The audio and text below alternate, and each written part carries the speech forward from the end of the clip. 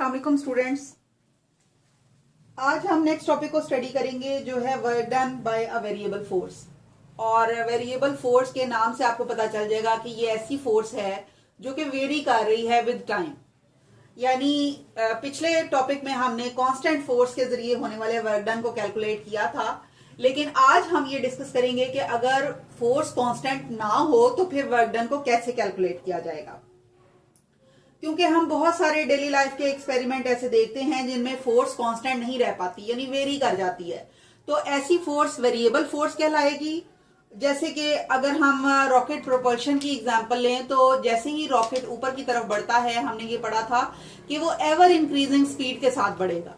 यानी जो उसकी गैसेस जो पीछे वाले हिस्से से निकल रही होती हैं उनके जरिए अप्लाई होने वाली फोर्स वक्त के साथ साथ बढ़ती जाती है।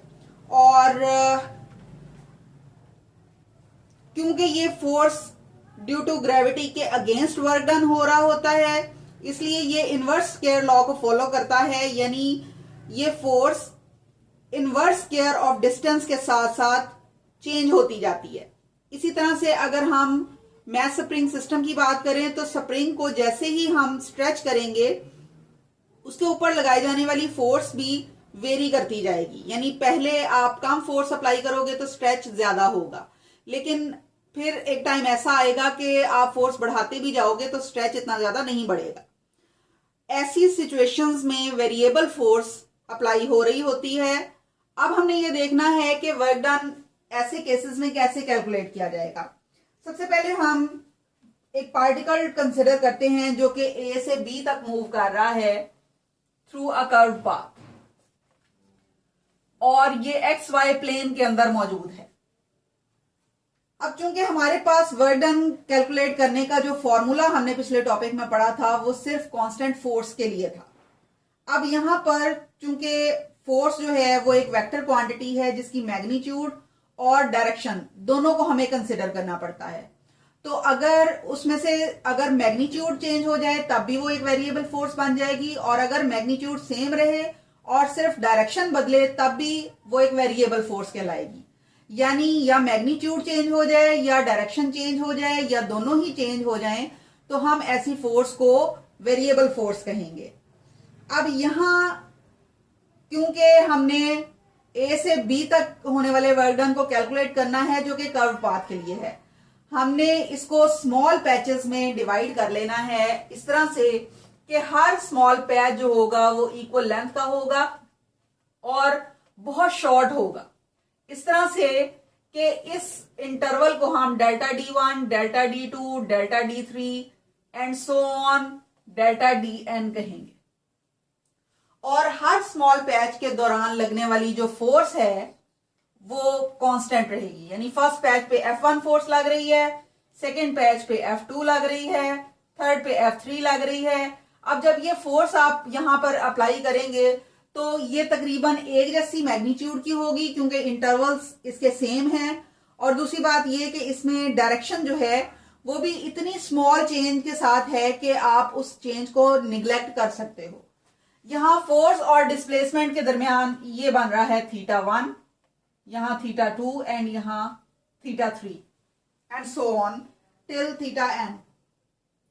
अब हमने बारी बारी इन स्मॉल इंटरवल्स के लिए वर्क डन को कैलकुलेट करना है। तो सपोज हम फर्स्ट पैच के लिए जब इसको कैलकुलेट करेंगे तो ये F1 डॉट डेल्टा D1 होगा, और डॉट प्रोडक्ट की मैग्नीट्यूड चूंकि F1 cause of θ1 into delta D1 होती है, तो ये हमारा वर्क डन आ गया फॉर फर्स्ट पार्ट। इसी तरह से हम सेम इसी पैटर्न पे W2 के लिए इक्वेशन लिखेंगे। ये हो जाएगी F2 cos ऑफ θ2 और डेल्टा D2। W3 के लिए लिखेंगे यानी थर्ड पार्ट के लिए, तो ये F3 cos of θ3 delta D3 होगी। और इसी तरह से जब हम n पार्ट्स के लिए इसको लिखेंगे तो ये nth पार्ट के लिए Fn cos of θn delta DN होगा। और जब हम टोटल वर्क डन कैलकुलेट करना चाहेंगे तो ये इन स्मॉल पैचेस की वजह से होने वाले वर्क डन के इक्वल होगा। यानी हम W1, W2, W3 और Wn तक इसको सम अप कर लेंगे। और जब हम इसकी वैल्यूज लगाएंगे तो ये F1 cos ऑफ θ1 डेल्टा D1 plus F2 cos of theta 2 delta D2, F3 cos of theta 3 delta D3 and so on, Fn cos of theta n delta Dn होगा। और फिर हम इसको समेशन की फॉर्म में लिख सकेंगे, यानी हम समेशन इस तरह से लेंगे कि हम ith पार्ट के लिए ये सारी इक्वेशन लिखेंगे, Fi cos of theta I delta Di and summation is I is equal to 1 to n। तो ये होगा हमारा total work done for n small parts और ऑफ वेरिएबल फोर्स। अगर हम इसी चीज को ग्राफिकली रिप्रेजेंट करें और फिर वर्क डन की वैल्यू निकालें, तो जैसे पिछले केस में हमने पढ़ा था फोर्स और डिस्प्लेसमेंट के दरमियान ग्राफ, और फिर हमने कहा था कि area under the curve will be work done. तो यहां भी हम ऐसा ही प्लॉट करेंगे और ये है कर्व पाथ जो कि B को हमने x एक्सिस के अलोंग और F cos ऑफ थीटा को हमने किया है y एक्सिस के अगेंस्ट प्लॉट, और ये है A पॉइंट से B पॉइंट तक इसकी मोशन। अब हम इस पूरे कर्व पाथ को स्मॉल पैचेस में डिवाइड करेंगे, यानी ये एक पैच है जिसका डिस्प्लेसमेंट डेल्टा D1 है, उसके बाद नेक्स्ट पैच में हम डेल्टा D2 डिस्प्लेसमेंट लेंगे, यानी हमने इसको सीधी लाइंस की मदद से ड्रॉ किया है। ये है F1 cos ऑफ थीटा 1, ये है F2 cos ऑफ थीटा 2, और ये है F3 cos ऑफ थीटा 3, और सो ऑन। इसी तरह से हम इसको n पार्ट्स में डिवाइड कर लेंगे, और ये चूंकि कर्व पाथ है तो इसको हमने स्ट्रेट लाइन अप्रोक्सीमेशन यूज करके स्ट्रेट लाइंस में कन्वर्ट कर लिया है। ये है हमारा nth पार्ट जिसमें Fn cos of theta n force apply हो रही है, और ये डेल्टा Dn डिस्प्लेसमेंट है, जबकि ये इसका दरमियान वाला जो पार्ट है इसको हम ith पार्ट कहेंगे, जिसमें डिस्प्लेसमेंट है डेल्टा Di और फोर्स है Fi cos of theta I। अब चूंकि हमने पीछे डेफिनेशन ये पढ़ी थी कि area under the curve will be work done, तो जब हम फर्स्ट पार्ट के लिए एरिया अंडर द कर्व निकालेंगे तो ये W1 के इक्वल होगा, और यहां पर चूंकि रेक्टेंगल्स बन रही हैं तो रेक्टेंगल्स की लेंथ और विड्थ को जब हम मल्टीप्लाई करेंगे तो ये F1 cos of theta 1 delta D1 होगा।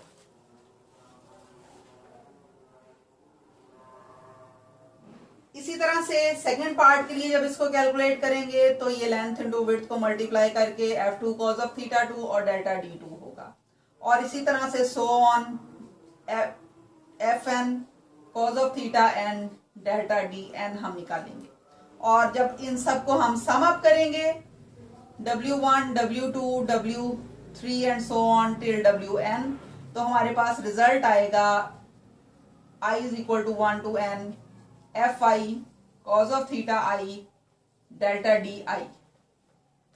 और अगर हम ये अप्रोक्सीमेशन यूज करें कि डेल्टा D जो है ये बहुत ही स्मॉल इंटरवल्स हैं, इतने स्मॉल कि हम इनके ऊपर लिमिट अप्लाई कर सकते हैं डेल्टा D टेंड टू 0, यानी इतने स्मॉल हैं कि तकरीबन 0 के बराबर हैं, तो उस वक्त हमारे पास ये वर्क डन मोर एक्यूरेट हो जाएगा।